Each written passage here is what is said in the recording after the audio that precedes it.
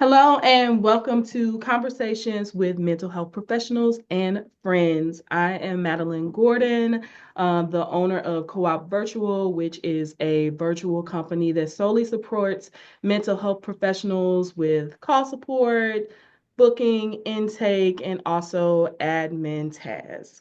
So I wanted to start this series to be able to provide a resource to mental health professionals because we all know that there's so much that school did not prepare you guys for once you went into your own solo practices. And so I wanted to bring on different guests, people that I know personally, and then new friends to be able to share some of their journey, knowledge, and insight with the rest of you guys. So today I have one of my favorite people, Melissa Ifill. Melissa Ifill is a licensed clinical social worker. Um, she has a practice called, no, she has a, yeah, is the practice called Reflecting Joy? So I have a private practice, which is Melissa Ifill LCSW Okay, Counseling, and I have my group coaching and experiential group for Black women, which is called Reflecting Joy. got you. Okay, I'm on the Mhm. same page. Regardless, she does a lot. I'm glad to have her on today. I'll let her tell a little bit more about herself because clearly she knows more than I do. But thank, thank you, Melissa, for coming on today. Hey, love. Thank you for having me. Thank you for the invite. Thank you Of for the course, invite. of course. So I know that I kind of butchered that a little bit. So and you just cleared it up a little bit, but tell the people a little bit about who you are, kind of what your journey has been, how long have you been a licensed therapist, and things like that. Mhm. So, sorry, we're in 2026. So, my name is Melissa Ifill. I say that I am a daughter of the diaspora, Mhm. meaning that I was born in Guyana, which is a country in South America. I'm first generation.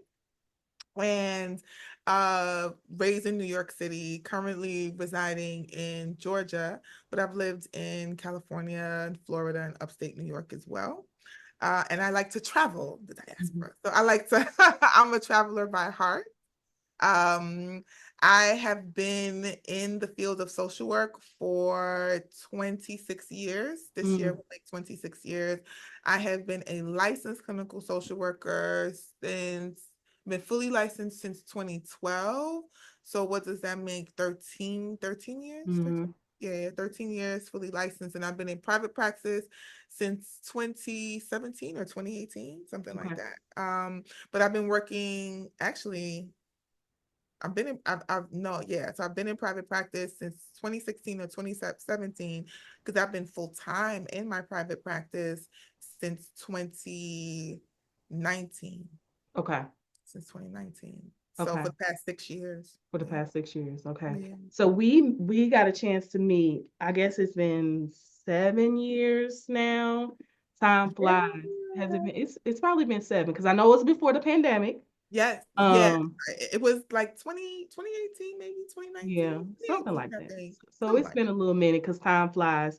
that. But I had the pleasure of being, you being one of my clients at the time when I was a virtual assistant back then. And when I say you are one of the people that made me realize that mental health professionals are my people. Like, I love y'all. Oh, we love And you too. yeah, so it's because of Melissa. What I love about Melissa is you can feel that she actually cares about people, but at the same time, she's so relatable and so funny, and she will pull your edges if she needs to. That's what the people say. That's what the people say. Yeah. Because I remember there were so many times that we would be trying to talk about business, but you would always be aware of like how I was feeling or what I was going through. And one of the things that I can always remember you telling me is take care of yourself.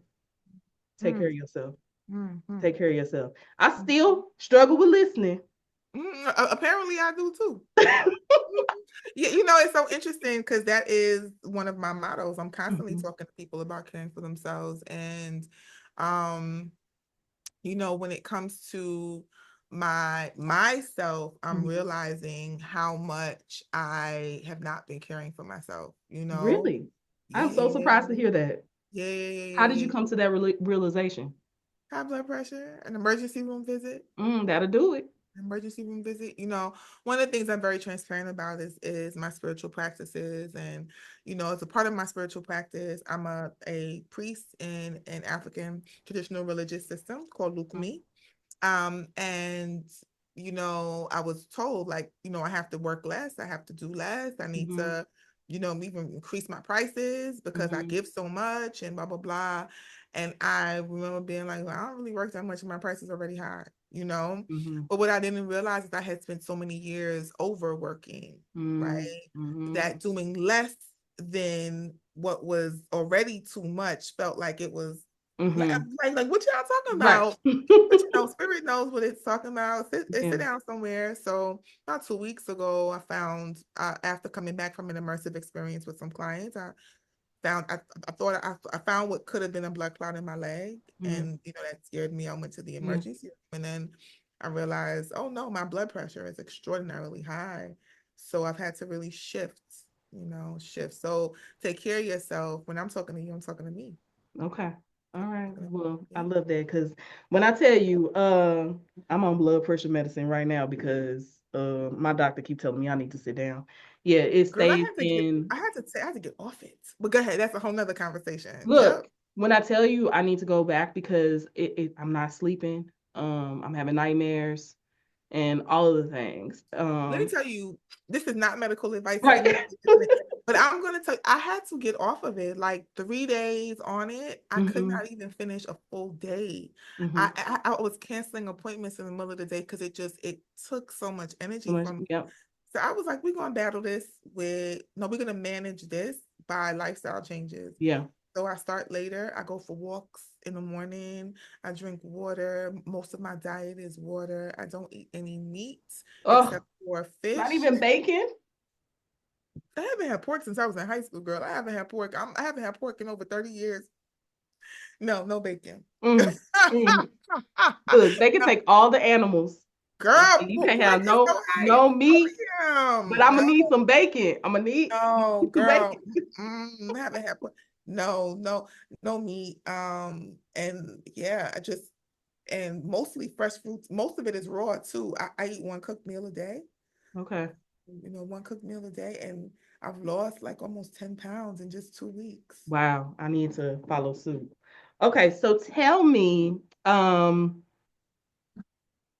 when you first got out of school, Mhm. did you immediately open a practice, or what was your trajectory? So, so I first started doing social work with a bachelor's degree, right? Because Okay. to do social work, you can, matter of fact, and this is a whole nother conversation, but in a lot of states, there isn't what we call title protection, right? Mm-hmm. Meaning that you don't need to have a social work degree to be able to do social work. Mm-hmm. So a lot of case managers have a social work degree. So I actually started as a case manager with a social Okay. work title. And I quickly realized that I needed to know more, and I gravitated towards those people that were doing mental health work with the young people I was working with. I was working in the foster care system with high Mm-hmm. risk, at risk youth who had major behavioral problems, Okay. right? I'm gonna cough. See me one second. Who had major behavior problems. And I just had such an appreciation for the mental health practitioners working with them. And I always wanted to learn from the psychiatrists and the psychologists Mm-hmm. and the mental health counselors providing them with support and art therapists. So I went back to school for my social work degree. And then I graduated. And so in social work, when you first graduate, you have to do at least 2 years, excuse me, at least 2 years of clinical work Mm-hmm. and get at least between 2 to 3 thousand hours of experience, right? Of direct care experience before you can be independently licensed. Okay. And the amount of years you have to do and the amount of hours you have to do and the type of work that you have to do to qualify depends on the state. And so you heard, Okay. graduated, lived in Florida, lived in California, back to New York. Every state is different. Mm-hmm. And so I gained all of my clinical hours experience experiences in California, well, between Florida and California. And then when I was moving back to New York, I applied for full licensure in New York. Mm-hmm. And then when I moved back to New York, I was fully licensed by 2012 when I moved back to New York. But then even then, I was the director of a children's community residence and Okay. for young adults who had mental health issues. So I did not go into private practice. Private practice for me was a fluke, or I would say divine timing. It Okay. wasn't. It was something I planned to do when I was retired. Oh, really? I never planned to go into private practice or to be in private practice full time so early in So my how career. did that happen?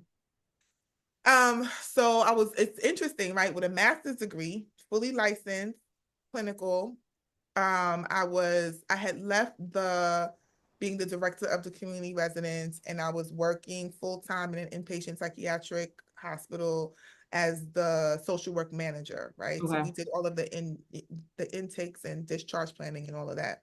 Board patients will come into the hospital. And I wasn't making enough money. I was a single Mm-hmm. mother living in New York and like nice things. And Mm-hmm. even though I was making close to six figures, it didn't feel like enough. No, yeah. And actually the partner I had at the time was like, yes, he was like, I support you. You you got he was like, you need a second job, right? A And second job with six figures seems so crazy, but I live in Missouri, so. yeah. No. In New York, very, very common. He was like, you need a second job. And, I also know somebody who doesn't even have half of the experience that you Mm-hmm. have, and they have their own private practice. And so Mm-hmm. what's up? I was like, for real, dude? I didn't even really know what that world was like. Mm-hmm. So I went and I got the second job, Mm-hmm. right? And I was working at a shelter at the time for young adult women, and the director, Aisha, who I, adore to this day, she was like, I also need your support working with my staff, Mm-hmm. right? And they were all women of color. Okay. And so I began doing basically in-house EAP, in-house assessments for the residents, but then also like doing some like EAP work with the staff that was there. So providing like emotional support, feedback on the way that they not only dealt with the residents, but also things going on in their life, talking to them about how their trauma is impacting the work that they're doing, the choices and the choices that they're making in their life as well. And then Mm-hmm. also doing some like supervision to support Okay. them with regards to documentation. And I loved it so much. Did okay. I loved it so much, and I was so good. Mm-hmm. And my director at the time at the shelter, she was like, "You need to have your own practice," Mm-hmm. and it just grew. It just grew. So I just was like, "Oh, I have one, two clients, a little bit extra money, nothing big," Mm-hmm. and it just grew way beyond anything that I could have ever imagined, actually. And to the point where working the two jobs, I was leaving more money on the table, going to Mm-hmm. work for those two Mm-hmm. jobs than if I would just invest and trust in myself. Mm-hmm. And my first business coach at the time, Samara Stone, Mm-hmm. she was Boop, she boop. was like, yeah, she talked to her crying, and she talked me through it. She really talked me through it. And so that's how I wound up in full-time private practice. Now you didn't ever transition to group practice, did you? You've I always did. you did. Okay. Uh-huh. What made you do that? Because you just were at capacity and you wanted to make more money? Um, Or what was that decision about? Yeah, I was at capacity. The women were still coming. People were Mm-hmm. still referring people to me. And then at that point, my price point had got to be so high Mm-hmm. that I wanted to, one, support and train, people who also wanted to do their own private practice, and to support them in, being able to work independently and learn how to Mm-hmm. do it. And then in addition to that, I wanted to make services accessible for women of color who needed it. Mm-hmm. And also holistic wellness, because I do a certain type of therapy, right? Not all therapists are the same, not all Mm-hmm. kinds of therapy are the same. And so I wanted to be able to support people in being and thinking outside of the colonial box about what help and support looks like, and offering that to people. And so that's why I decided to do a group. I did that for about 2 years, and Mm-hmm. then made sure that, all of my team members were able to become fully licensed. Mm-hmm. That they had all of their hours and training to become fully licensed. And then once I knew that they could get their licenses, I sunsetted that part of the practice. Okay. Mm-hmm. So that sounds like you've done a lot of evolution in your Mm-hmm. business. Constant. So what does your business model look like today? Well, for the therapy portion of so my business model is multifaceted because I'm Hey. multifaceted. I just can't Mhm, sit and talk to people all mhm, day. And I also recognize in doing this work, healing, well, first of all, true healing is a journey, right? mhm, And then also for people to feel safe, mhm, they have to be able to have access to wellness in a variety of ways, mhm. and different modalities and different settings work for different people, Sure. right? So I'm in the business of healing, and so that looks like having a much smaller boutique, going back to a boutique style therapy practice Mhm, where I'm the only clinician, mhm. and I serve a very small number of clients in individual one-to-one therapy, right? Mhm. I do a lot of corporate consulting, teaching and training about wellness in our public spaces. So Okay. in schools, and different corporations, what does it look to be a teacher in wellness? What does that look like for students? What does that look like if you're at a public service organization? What does it look like in a predominantly white corporation? Mhm, What does it look like to be a whole human in any space where you have mhm, to exist? There's some public speaking. And then really my passion as well is working with Black women in community. I mhm, find that community is one of the most healing things that we can have access to. And it's also the thing that we're lacking the most. And so being able to create a community for Black women, support and facilitate different healing experiences, whether it's virtual courses, workshops, and classes, small, short weekend intensives or immersive experiences, what other people like to call retreats. I don't mhm, call them retreats because we be mhm. working. So we be working. Okay. So I call them immersive experiences. Okay. Those things are my passion, and finding new ways and like new modalities to introduce black embodied people to for their healing. And being a priest in my spiritual tradition is about supporting the community. It's Mhm, about offering ancestral knowledge and intuitive knowledge and internal wellness and wholeness, and knowing that you're whole and you were born whole. And so mhm. helping people return home to themselves, like in all the ways, that's what I'm about.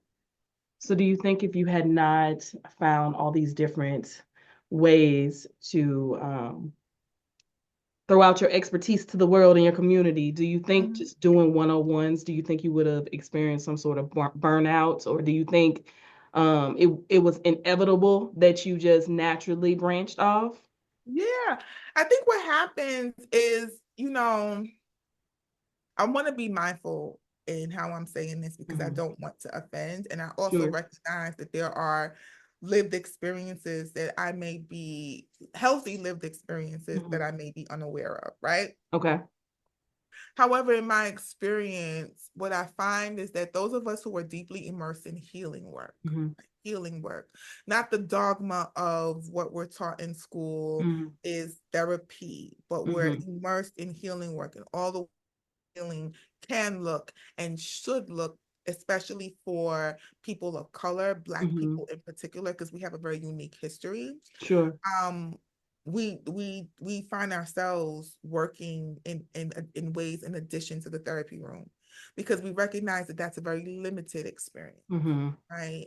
And it only gives us but so much to offer. You're in session with the people who you work with, and you're hearing about the pain that they're having in corporate spaces, right? And so how could you not think about, okay, how do I offer this support to corporations to know how to not damage the, Yeah. people that Yeah. I'm working with, right? Yeah. If you work with youth and you hear about what's happening in schools, how do you not think about how to, provide that level of support to teachers to know how to support them in different and varied ways? You're working with teachers and you're hearing how stressful their Mhm. environments are. How do you think, right? When you work with the individual, all of the systems that they function in Mhm. come into the therapy room with them. And so when you're really thinking about the healing of the people and not just the one-to-one interaction that you're having, or just giving rote memorization of Mm-hmm. these Mm-hmm. modalities that we learn, you can't help but think about all of the other ways in which their lives are impacted.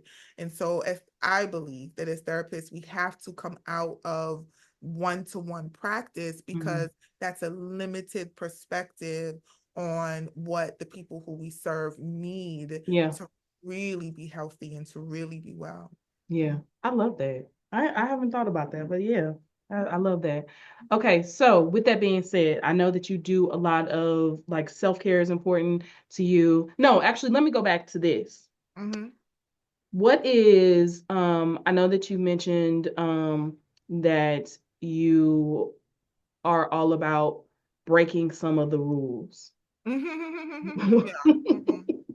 You want to get me in What trouble, does but that's okay. what does Mm. that mean? One of the things I've always had to embrace about myself is that I have a slight bit of oppositionality by nature, right? Mm-hmm. So, yeah, it means that I recognize that traditional therapy, especially in the ways in which we've been taught, right? I went to a Mm-hmm. predominantly white institution, Mm-hmm. that did not have that had colonial values. It Mm-hmm. has colonial values. Therapy itself, even if we're looking at the modalities that are being touted today as Mm-hmm. the best evidence-based Mm-hmm. practices, they're all rooted in indigenous and traditional systems of care, Mm-hmm. and frankly ways of living, right? Not just ways of healing, ways of living. And so I say that to say, as someone who studies that, as someone who believes that, as someone who lives that in the way that I live in the world, that's what I offer to my clients. you Okay. know we have all these rules that we're told that we're Mm-hmm. not supposed to have dual relationships with our clients. So Mm-hmm. technically, people who have signed up to work with me for therapy should not be coming on immersive experiences with Mm-hmm. me, right? Mm-hmm. I that technically I shouldn't allow them into my communities. Mm-hmm. I don't believe that, right? Mm-hmm. I believe that we come from people, and we come from our DNA Mm-hmm. talks about the community-based healer, right? Talks about you shouldn't have to go to 10 people to discuss with them 10 different Right. things that you got Mm-hmm. going on, right? And not that everybody can do everything, and I'm certainly not a jack of all trades, but I do see myself as someone who's there to facilitate and guide and to support the healing of the people who want to work with me. Mm-hmm. And so why should I not support them in vetting people that they're working with? Why Mm-hmm. should I not introduce them to new things that can help them? Why should I not be present for Yeah. them when they're struggling, Yeah. right? And why should I not offer a continuum of care and support that meets them beyond the label of whatever role? And so that's a huge rule that I know that I break. And Mm-hmm. it's one that I stand firm in breaking, because that's the kind of healing that we need as a people. Yeah. Okay. What is something, if you could go back to the Melissa Ifill when you got your degree Mm-hmm. and give that Melissa Ifill advice on how to grow your business or survive your business, or Mm. what would be some advice if you could pop in on your old self and give them? Ooh. So I would go back to the version of me that started the business, Okay. and I would tell her it's going to be so much more than you ever thought. So plan for it to be bigger. Mm. Plan for it to be bigger. And I have this conversation with people when I'm supporting people who are starting their practices, Mhm. or just wellness practitioners in Mhm. general. I tell them to plan for it to be bigger. And here's what I mean by that.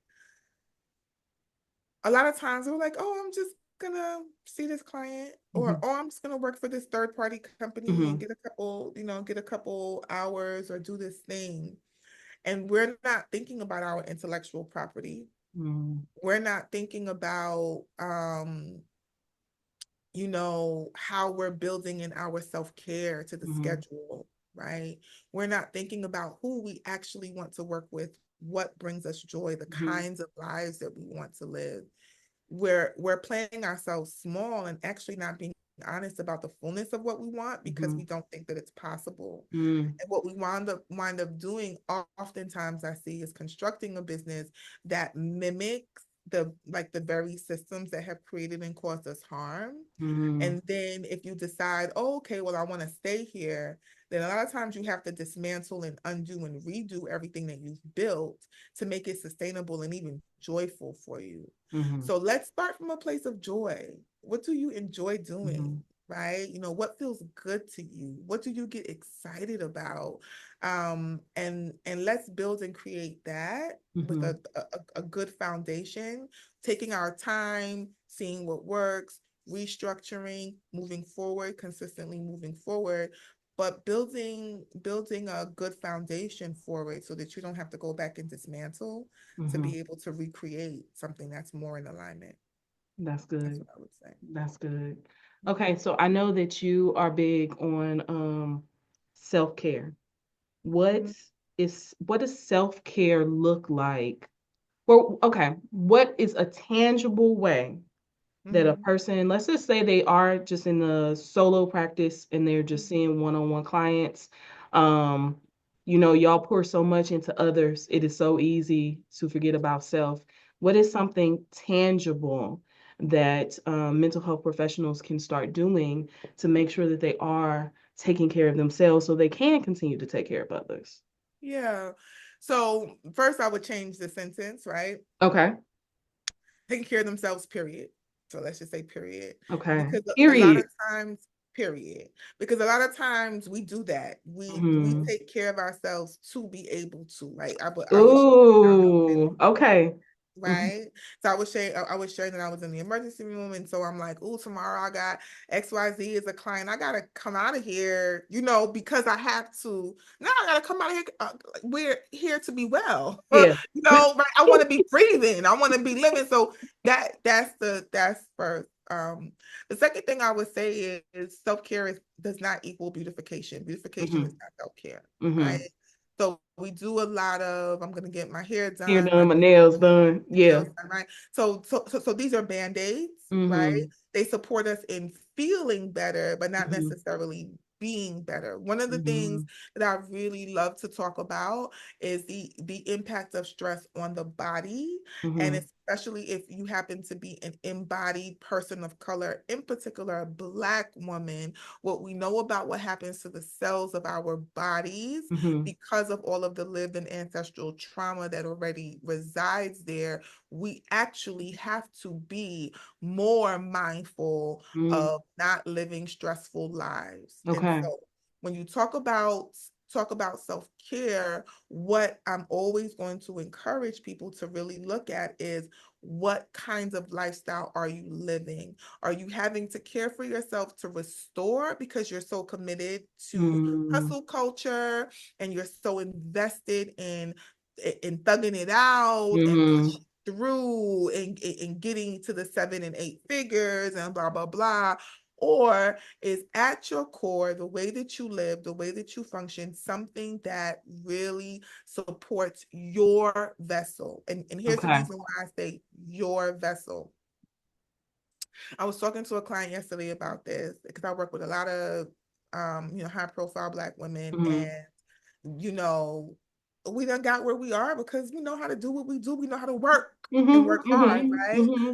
And so we were talking, she was using the analogy of being able to drive. We were talking about cars, using the Hmm. analogy of cars, right?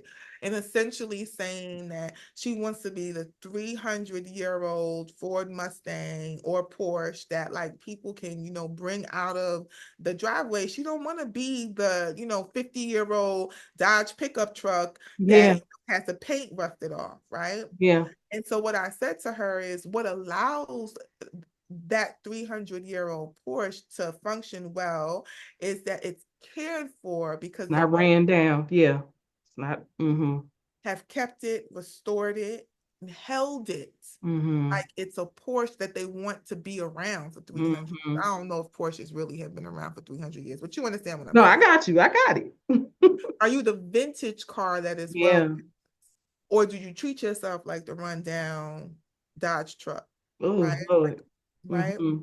And many of us are treating ourselves like the rundown Dodge truck, not recognizing that the DNA, what we know about the cells in the body and how the cells in the body respond to stress, is that it creates room for illness. Prolonged stress in the body creates room for illness. And then on top of that, just being a fact, many of us have genetic compositions that we're not aware of. We don't Right. know what genetic markers we have, right? I Mm-hmm. happen to know that I have a genetic marker that when I'm too stressed, it's going to trigger a depressive and an anxious episode, Mm-hmm. which is going to trigger more illness and then autoimmune disorders on top of it. I Okay. know that because I've done that work and I can see it Mm-hmm. in my family. And so self-care is not caring for the self after. Self-care starts with, how do you structure your business? How do you structure your day? How do you understand your vessel? Everybody's vessel is different and requires different things to be able to function optimally. Mm-hmm. And we're so fond of talking about our loved ones, right? Our family members getting the overflow from us, right? People can't get you can't pour from an empty cup and blah, Right. blah, blah. The same thing goes for our clients. So if you serve people every day, think about this. If you Mm-hmm. serve people every day, all day, the way that you care for yourself has to be so abundant. It has to be so intentional because everybody has to get overflow, Mm-hmm. right? And so it's not like you're like going to work and you're pushing paper. Right. That means everybody has to get overflow. Mm-hmm. And so even how you structure your business, right? Being able to say no is an act of self-care. Being Mm-hmm. able to say, I work better in the evenings, I don't see clients in the morning. I work better in the morning, I don't Yeah. see clients in the evening. Your life comes first, Mm-hmm. your wellness comes first, and then your business, how you structure your business comes around that. So Mm. that's the first thing I would say. That's the I first think thing. I'm running in the opposite. And and you know what? I love what you said, the period, because anytime I do talk about, oh, I need to take care of myself so I don't die because my daughter needs me until she graduates. Why am I thinking about the only reason I need to live is just to get my daughter through to college? Like, Listen, we got trips to take. right? We Period. got listen, we have partners to meet. Okay? We Well, have I don't sex know. to have. Look, that might be another conversation for another day because We have I think sex. I'm team single forever. Listen, girl, bye. Okay. We have sex to have. We have good food to eat.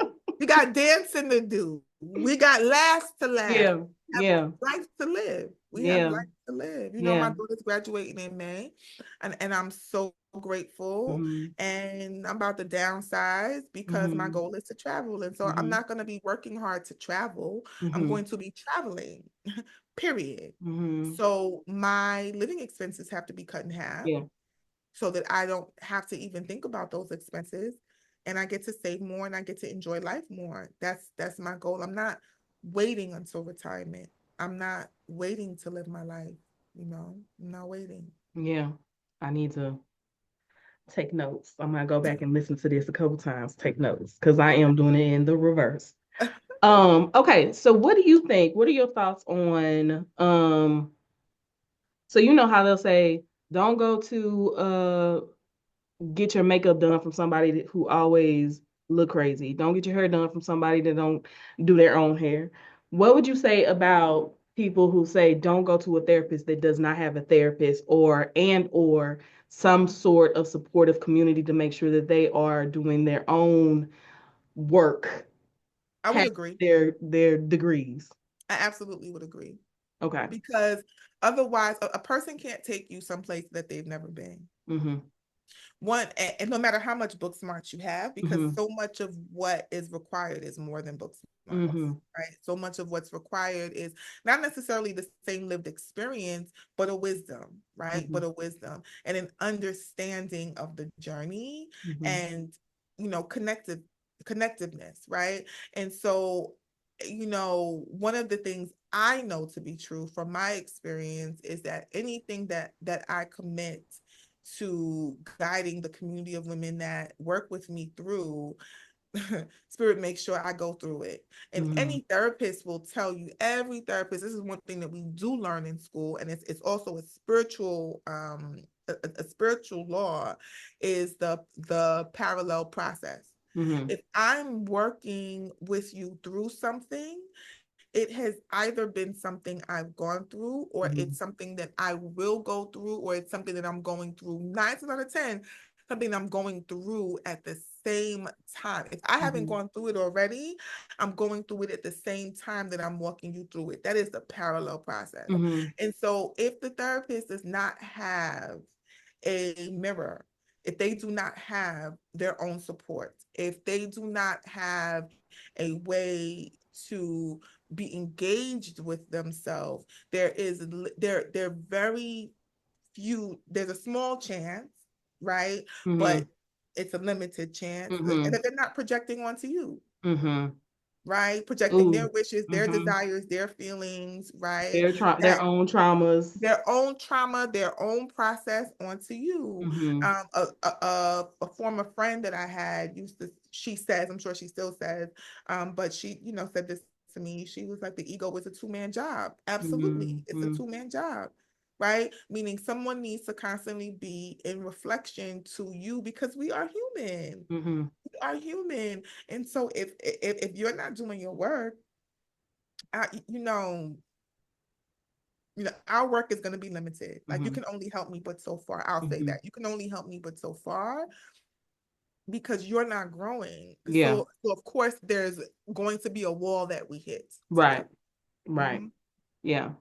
I love that because it's just like with business when you start getting a business coach. You might have a business coach that is great for like when you first start structuring your business, but maybe you're gonna need a different type of business coach once you start making six figures.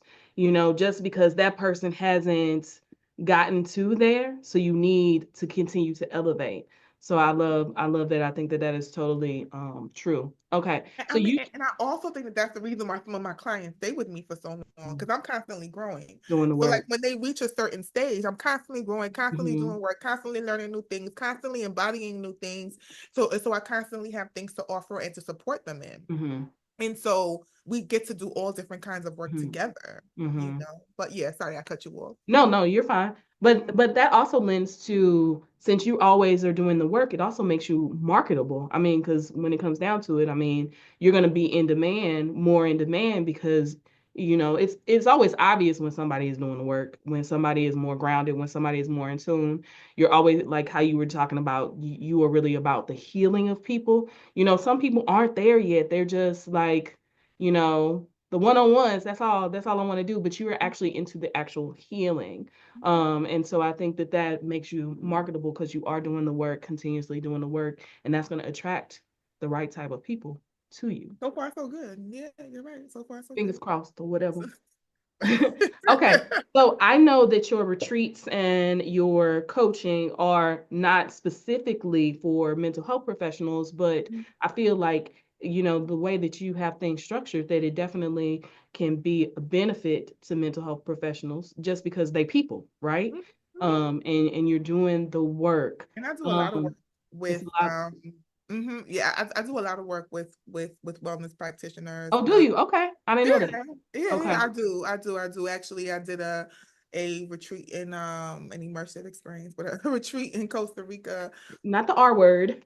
It's, I did a immersive experience in Costa Rica with wellness practitioners Mhm. last year, and the focus was, the emotional pieces that get in the way of business, Mhm. and really being able to understand yourself so that you can stop getting in your way. Mhm. And I still work with some of those people. We have an accountability group that we meet Mhm. weekly, and I created an intensive only for therapists. Mhm. And so, therapists are people, right? People, yeah. And, Mhm. and because people, they're people who help people, sometimes there can be a lot of shame. And Mhm. then also a lot of people who don't want to work with therapists. A lot of Mhm. therapists don't want to work with therapists. And so Mhm. that's something that God put on my heart last year that it was something that I needed to do. And so I started to be more intentional about that work.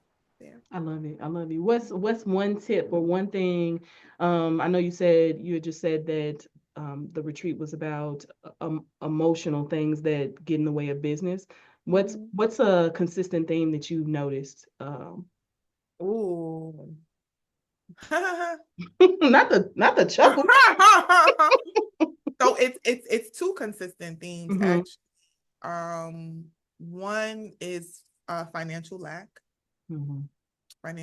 right? So it's, we many of us are trained in systems that don't pay us well. Mm-hmm. And we're taught in school often that we're not even supposed to be in it for the money. Mm-hmm. Right. And so there's all of this guilt around charging for our skill sets. And then many of us come from poverty Mm-hmm. backgrounds and so impoverished backgrounds. And so we carry that story that we have yet to unpack. So Mm-hmm. that's one. And then also not being good enough. Mm. Not Okay. being good enough. How I'm not so?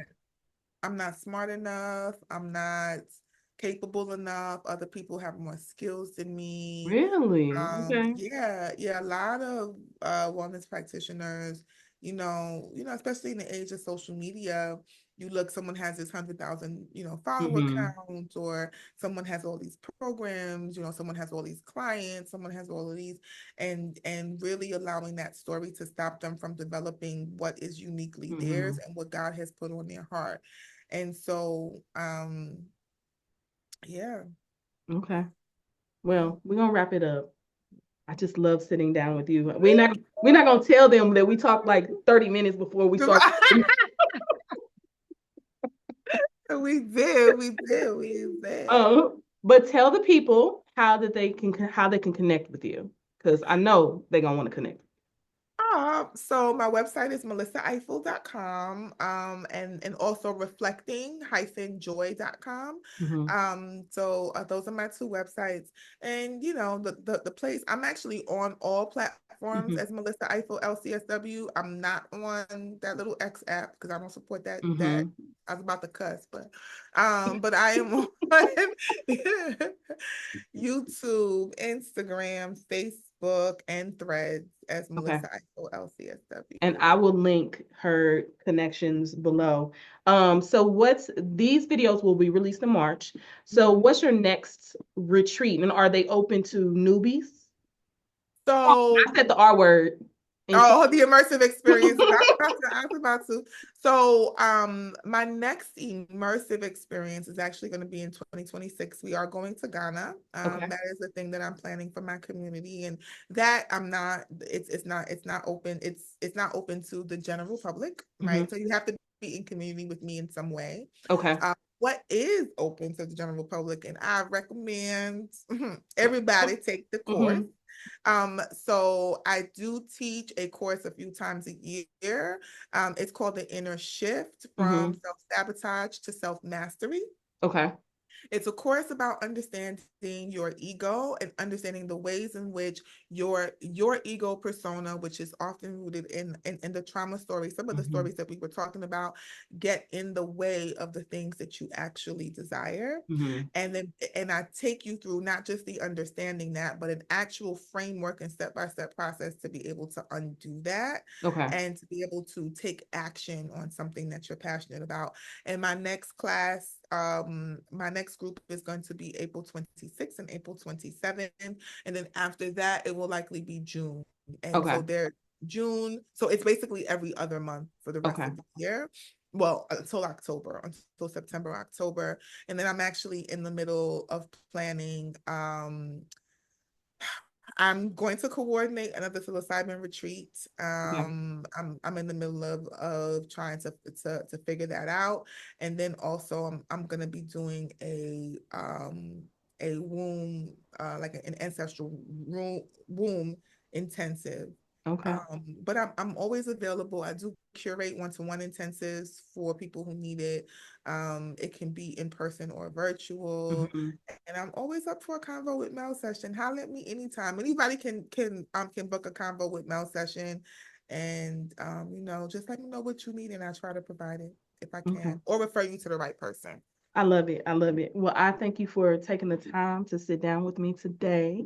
Mhm. And we already talked beforehand that me and you are gonna connect more because Yes, we're gonna connect more, and really we about to put some stamps in the passport, boo. Because one thing we do around here is we figure out how to travel. Okay. hey, look, sign me up. Sign me up.